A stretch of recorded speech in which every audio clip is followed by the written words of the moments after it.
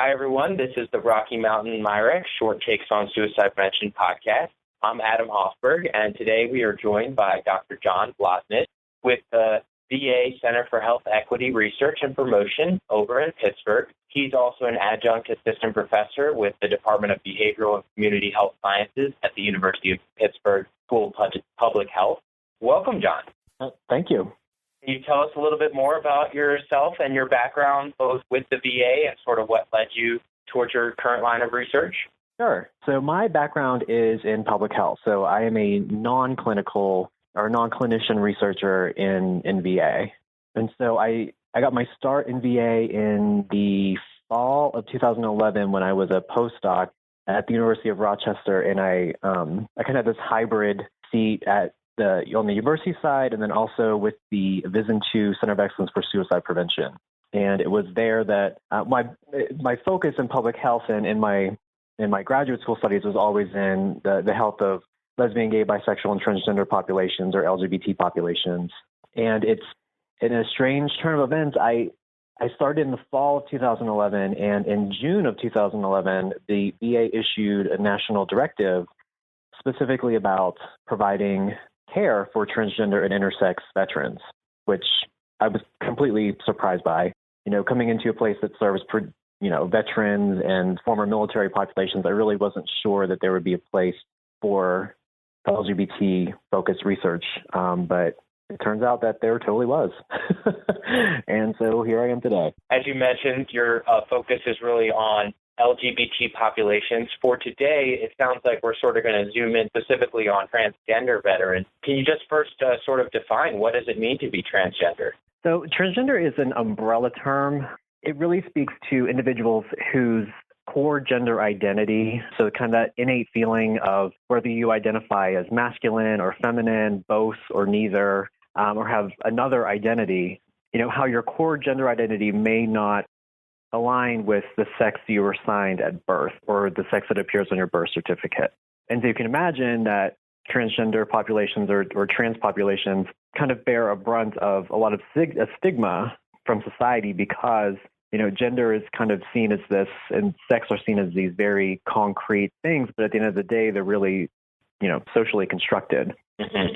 And so that's in the grand frame of LGBT populations. It's interesting because the acronym LGBT kind of blends together two different constructs, which is sexual orientation and gender identity. So it's totally possible for someone who is transgender to identify as heterosexual.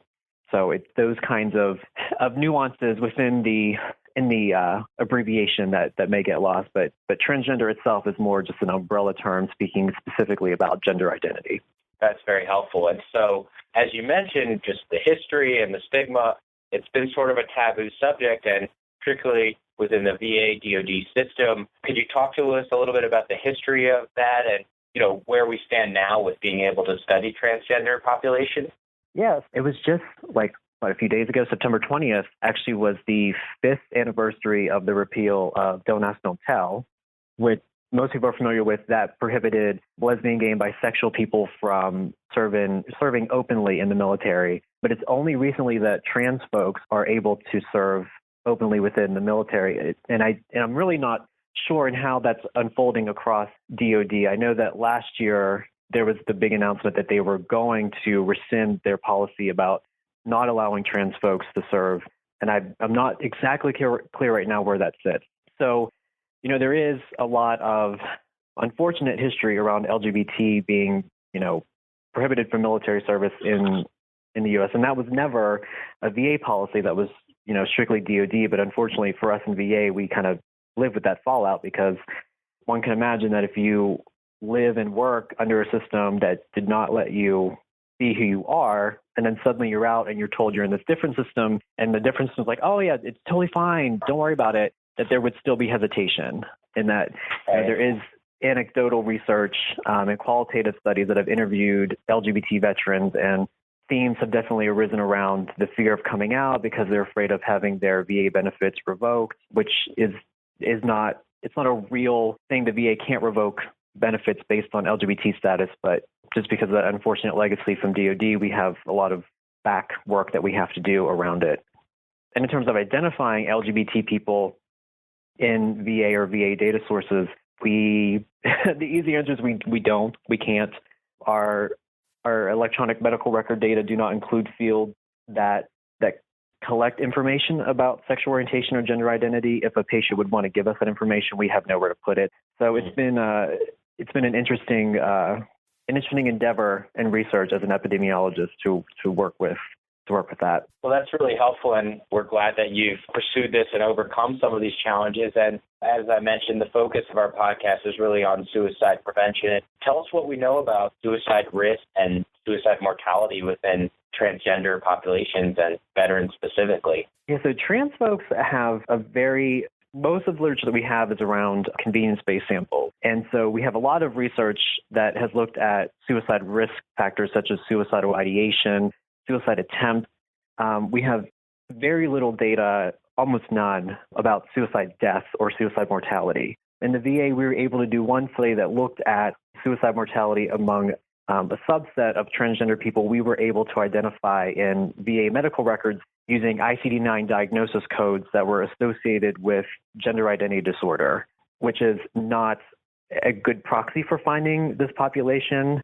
But we were able to find about 6,000 people, and when we looked at their causes of death by using National Death Index data from 2000 to 2009, we found a very high rate of suicide mortality, which was the first time that was able to be documented in a U.S. sample of trans folks. Maybe I can just have you expand a little bit on that and maybe just explain gender identity disorder a little bit more. What is it? And obviously we're already attaching the word disorder onto the end of something. So could you explain that a little bit more? Yeah, so gender identity disorder, it's in a very rough summary, it's basically the medicalization of transgender status.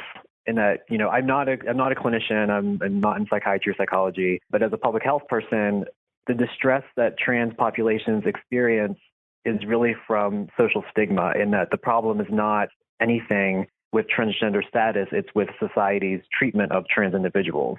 And that even if you take a non-trans person and they would endure the same sort of scrutiny, discrimination, harassment that a trans person experiences, it wouldn't be surprising if that person developed depression, anxiety, and other sort of related mental health illnesses around that social stigma. That's helpful. So you were able to at least look at these folks who had been diagnosed with gender identity disorder and sort of, as you mentioned, use that as sort of like a proxy for trans individuals. Yeah, and there are a lot of inherent limitations to that. Just a few clear ones are that there's a diagnosis of GID that could be an indicator of other mood disorder or, a person who is transitioning or having specific problems with that's seeing a mental health professional or getting therapy around that. There are plenty of trans-identified individuals who don't ever have a GID diagnosis. And, there are a lot of trans veterans. So the other thing about the trans veteran identification with VA is that from a 30,000-foot level, most veterans in the United States don't come to the VA. So we're only seeing those trans veterans who come to the VA for services. We don't know what the trans veteran population looks like who don't come to VA, what they look like or how they pair, because we just don't have data about them. So lots and lots of opportunities here to look into this with, like you said, maybe at a closer lens. So what do we know about the prevalence of transgender veterans within the VA and their suicide risk? So in terms of prevalence, the VA actually has a higher prevalence of trans individuals than what we would guess to see in the general population.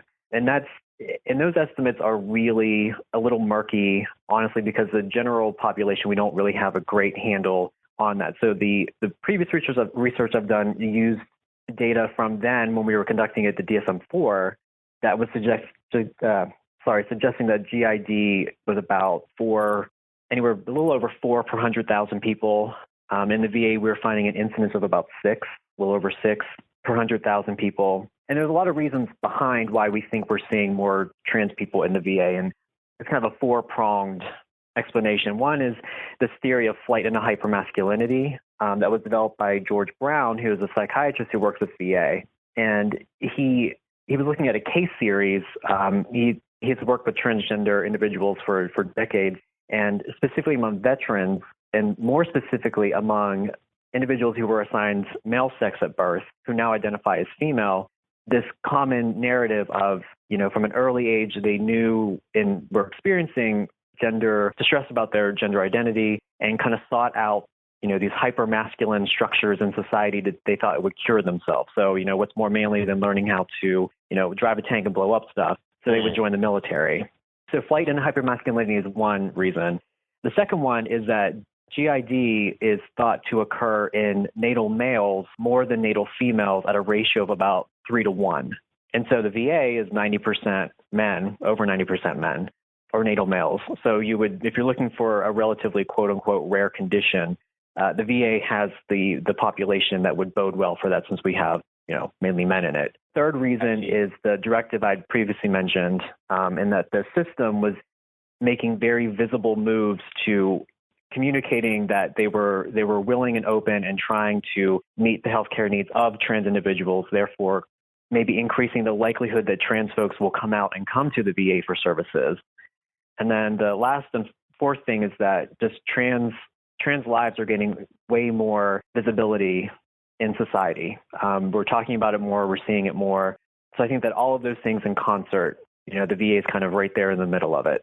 Well, that's really helpful. And from what we do know, it sounds like this is a population, a vulnerable population that we need to focus some efforts on. But could you speak to some of the challenges of mobilizing resources to really get research funded and to get interventions out there and to study this issue more? Yeah, I think the biggest, it's funny, when I talk to VA audiences about this, people are continually surprised by how many trans veterans there are, and they're like, oh, this is so great. I didn't know we could do this, and this is great. And then when I talk to my LGBT research colleagues, they're kind of like, you had to define them how?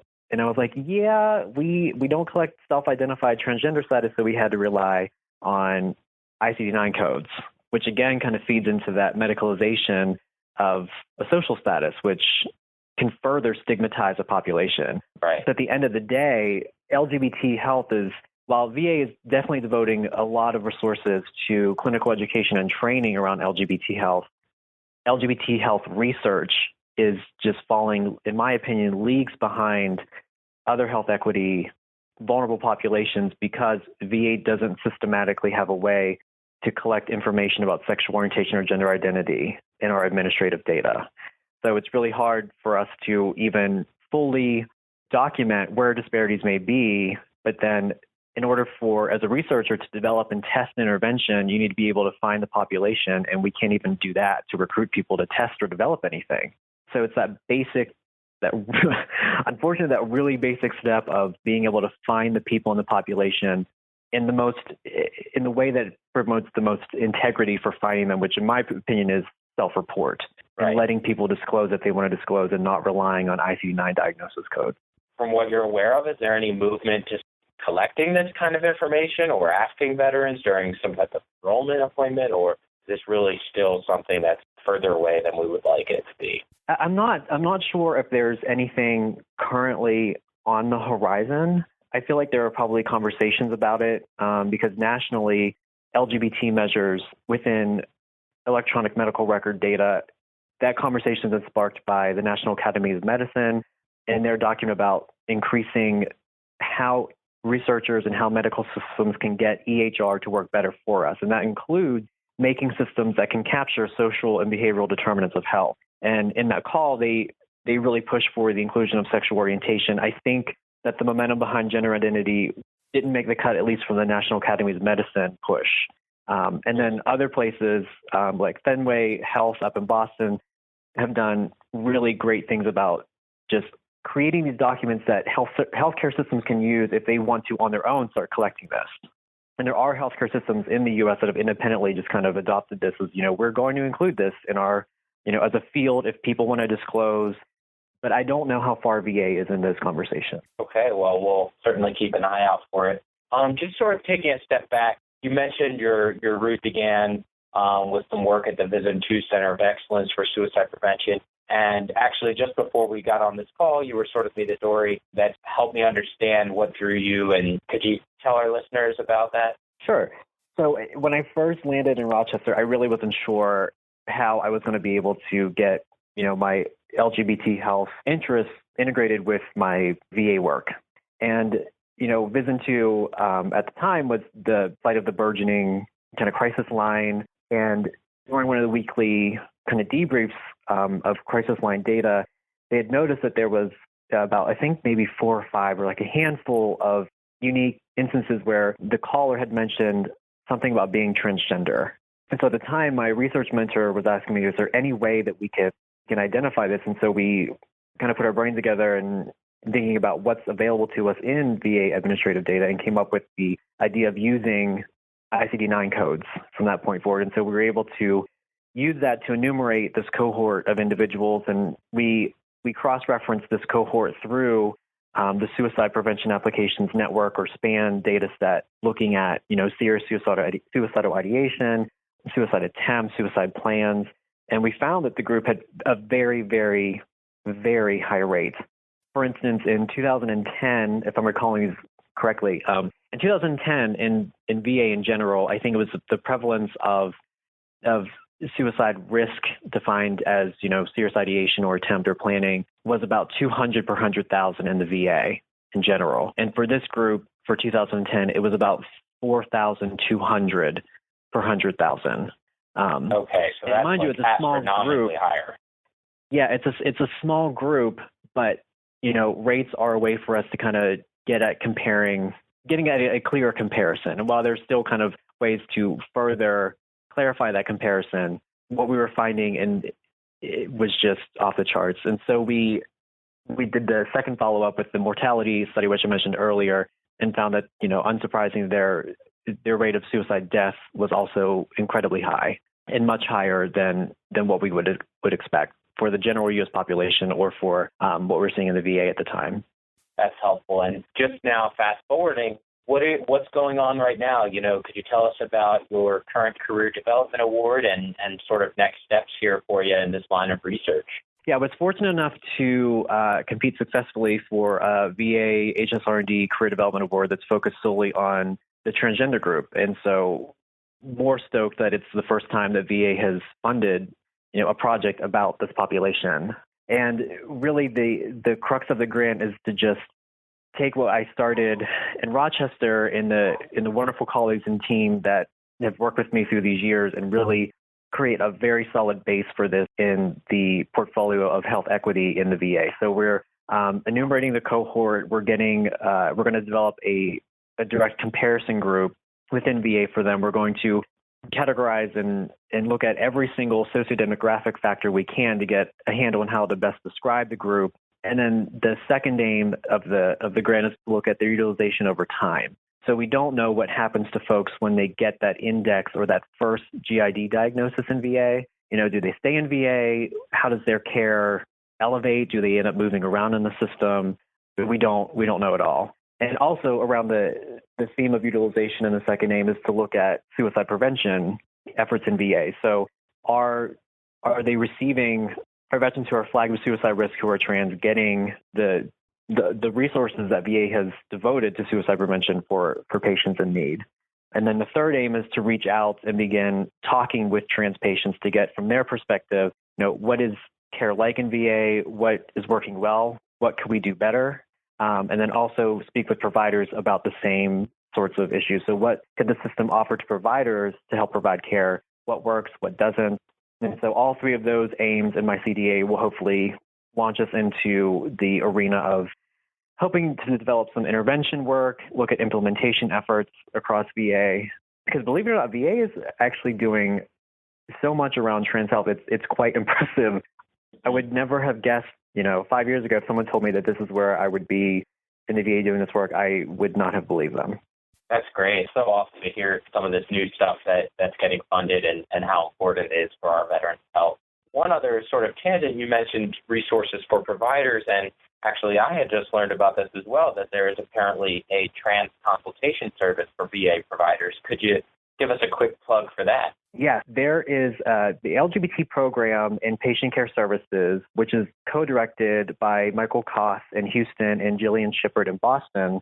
they spearheaded this transgender e-consultation network for VA clinicians. VA providers, if they're seeing a trans patient, if they have questions about providing transgender healthcare, can put in an e-consultation, which has been answered by 3 hubs, Loma Linda, Tucson, and Minneapolis, where there's multidisciplinary teams there, years of experience and expertise in providing transgender healthcare. The service just went live nationally last March or April, I think it was. I'm working with Michael and Jillian to develop some quality improvement project around talking with providers who use it to see how it's working for them and what might we do to kind of increase the reach of the program across VA. But I'm not aware of any other integrated healthcare system that offers that sort of a service, which is just, another example of how far the VA has come in a relatively short amount of time in terms of transgender health. Yeah, that's so great. And again, thanks for sharing all this information. I really learned a lot from talking to you today. Just as we sort of wrap up, do you have any final thoughts or takeaway messages to our listeners, both potentially providers who may be serving these veterans, but also there's a transgender veteran listening or just other individual? What's sort of a good takeaway for them? I think, not to sound Pollyanna about it, but I think that there definitely is progress being made across the system. There are definitely places where we need to focus on improvement, but I think that there are services there. It may not be hard. It may not be easy all the time to find them. We're working as hard as we can with what we have to make sure that providers across the system know that LGBT health is acknowledged and is being looked at as an integral part of veterans' lives of those people who identify as LGBT, that this is something the VA will take seriously, and that research is trying to keep up as much as we can with the limited resources we have, and that progress is slow, but there's progress. So, and there are people fighting for it. So, oh, that's great to hear. Again, thanks so much for joining us today, John. Thank you all for talking about it. I'm sorry to cut you off. Go ahead. Oh, no, I was just going to say thanks for making a place for this topic. It's really cool. Absolutely. We're really excited to have you here. Listeners, as I mentioned earlier, you're going to be able to learn more about John and his work, and we'll put some links to some of the recent publications. As always, if you have questions or comments about this work, we'd love to hear from you. So reach out to us, and we'll be sure to pass along any comments. Also, give us a review on iTunes or whatever podcast service you use if you like the content. And until next time, this has been the Rocky Mountain Short Takes Podcast.